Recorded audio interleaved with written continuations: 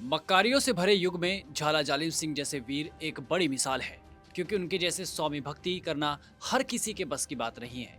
आज हम कोटा के वीर दीवान जालिम सिंह से जुड़े एक और किस्से के बारे में बात करने जा रहे हैं, जो उनकी स्वामी भक्ति की सौगंध को और भी गहरे तरीके से पेश करता है।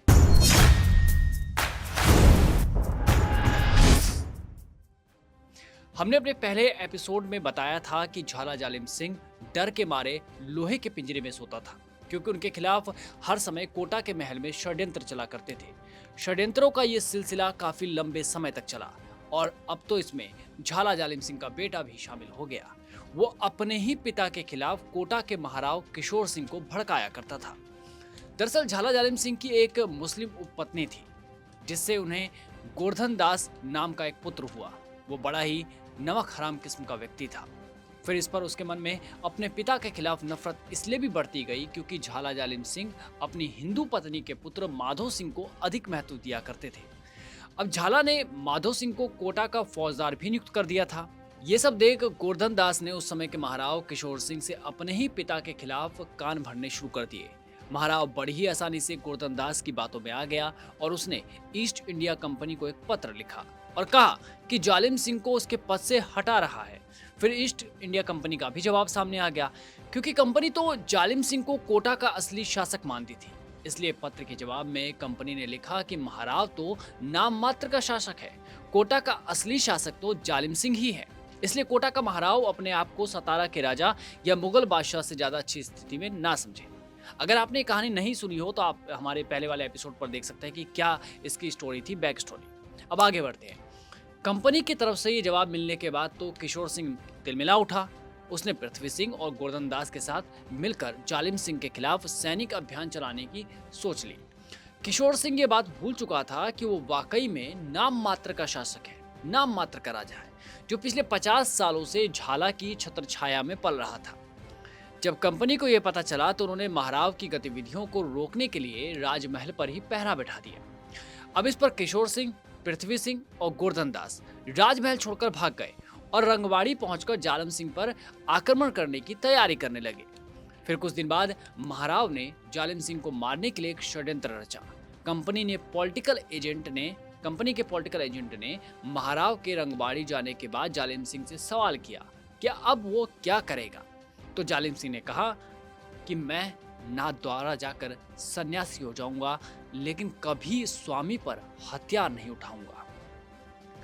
अब एजेंट ये जवाब सुनकर हैरान रह गया और जालिम सिंह की स्वामी भक्ति से प्रभावित हुआ और वो तुरंत महाराव को समझाने के लिए रंगबाड़ी गया।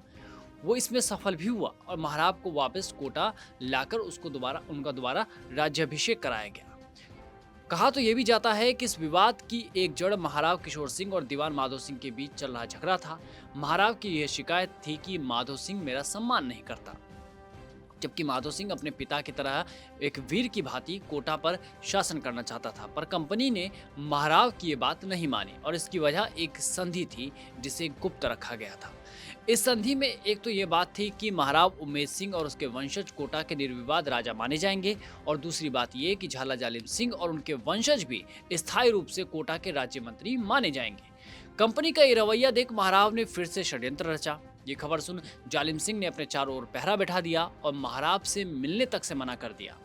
इस पर भी महाराव नहीं माना तो झाला ने नगर के दरवाजे बंद करवा दिए। जहां महाराव रहता था उस तरफ तोपों के मुंह कर दिए। इसके बाद तो कोटा राज्य की तोपें शाम से लेकर आधी रात तक कोटा के गढ़ पर ही गोले बरसाती रही। शायद महाराव जालिम सिंह से डर गया, तभी तो उसने आधी रात को गुप्त रास्ते से भागने की सोच ली। फिर वो पहुंचा चंबल के पार। वो अकेला नहीं था, उस वक्त उसके साथ छोटा भाई पृथ्वी सिंह, कुंवर राम सिंह और कुछ साथी और कुछ नौकर थे।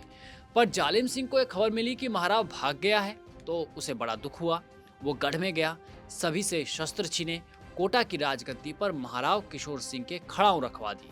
फिर ये घोषणा कर दी कि कुछ बदमाश मेरे स्वामी को बहका कर ले गए और उनके लौटने तक ये खड़ाऊ ही शासन करेगी। महाराव उस समय उधर बूंदी पहुंच गया, जहां बूंदी के शासक विष्णु सिंह ने किशोर सिंह का भव्य स्वागत किया। ऐसा इसलिए क्योंकि कोटा बूंदी से ही अलग हुआ राज्य था। कोटा का राजवंश बूंदी के राजवंश की कनिष्ठ शाखा थी। कुछ दिन बाद झाला का मक्कार बेटा गोवर्धन दास भी महाराव से मिलने बूंदी जहाँ पहुंचा, वहां से जाकर मिल गया। वहीं अंग्रेजों ने बूंदी के नरेश को संदेश भेज दिया था कि वो महाराव को सेना इकट्ठी ना करने दे। जब किशोर सिंह को ये सूचना मिली तो वो बूंदी से वृंदावन की ओर चला गया। इसके बाद दिल्ली पहुंचा पर वहां रेजिडेंट से मुलाकात की, पर वहां जाकर भी उसकी बात अंग्रेजों ने नहीं सुनी। उसने फिर से चंबल के तट से आक्रमण करने की योजना बना ली। इसके लिए किशोर सिंह ने समस्त हाड़ा राजपूतों को अपने साथ में मिला लिया। इस तरह करीब 3000 हाड़ा राजपूत बाणगंगा के तट पर जालिम सिंह पर हमले के लिए खड़े हो गए। ये देख जालिम सिंह को अपनी रक्षा के लिए कुछ न सूझा तो उसने कंपनी के पॉलिटिकल एजेंट से मदद मांगी। कंपनी ने अपनी तरफ से कर्नल टॉड, नीमच से कंपनी सरकार की 2 पलटनें, 9 रिसाले, 1 तोपखाना, लेफ्टिनेंट क्लार्क, लेफ्टिनेंट मिलन और लेफ्टिनेंट कर्नल रिस को कोटा भेजा। यह युद्ध इतना भयानक स्तर पर हुआ कि इसमें महाराव का छोटा भाई Prithvi Singh, lieutenant Clarke, lieutenant Reid और दोनों तरफ की काफी सैनिक मारे गए। किशोर सिंह को हार तो मिली लेकिन एक भारी कीमत चुकाने के बाद। कहते हैं कि इस युद्ध के बाद किशोर सिंह नाथद्वारा जाकर श्रीनाथ जी के चरणों में भजन करता रहा और इस दौरान उसकी खड़ाऊ कोटा में शासन करती रही। यानी तब भी झाला ने कोटा का शासन अपने हाथ में नहीं लिया, जबकि उसके पास मौका था, जबकि उस पर बहुत बड़ा मौका था कि वो कोटा को हथिया ले। किशोर सिंह करीब 9 महीने तक भजन कीर्तन में लीन रहा। फिर साल 1822 में किशोर सिंह कोटा लौट आया। महाराव के आने की खबर सुन जालिम सिंह और पॉलिटिकल एजेंट ने 6 किलोमीटर बाहर जाकर उसका भव्य स्वागत किया। इसके बाद कोटा में भारी खुशियां मनाई गई। अब महाराव फिर से कोटा की गद्दी पर लौट चुका था और दीवान जालिम सिंह के साथ उसकी सुलह हो चुकी थी। कर्नल टाड के कहने पर माधो सिंह और किशोर सिंह गले भी मिले और पिछली बातों को भूलकर अपना दुख भी जताया। इसके बाद भरे दरबार में झाला जालिम सिंह ने अपने दूसरे बेटे गोवर्धन दास को धिक्कारा और कहा कि तेरे कुकर्मों का कारण ही ये सब कुछ हुआ है। झाला जालिम सिंह अपने पिता झाला हिम्मत सिंह का दत्तक पुत्र था, जिन्होंने हमेशा ही कोटा को बड़े बड़े आक्रमणों से बचाकर रक्षा की। इतिहास में ऐसे कितने ही किस्से हैं जिसमें किसी पुत्र ने, किसी मंत्री ने, किसी जागीरदार ने गद्दी के लिए अपने शासक को धोखा दिया और कई बार तो प्राण भी ले लिए।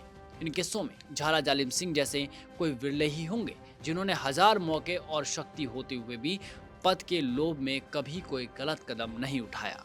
झाला की अपने काम के प्रति ये ईमानदारी और कोटा के स्वामी के प्रति भक्ति की सौगंध वाकई में एक बड़ी मिसाल है, जिससे आज भी सीख ली जा सकती है। आपको ये ऐतिहासिक कहानी कैसी लगी हमें कमेंट सेक्शन में जरूर बताएं। मैं आपके साथ दीपक कुमार, ये कहानी लिखी श्वेता चौहान ने और आप देख रहे थे पॉलिटिकल पंचायत का खास शो सौगंध।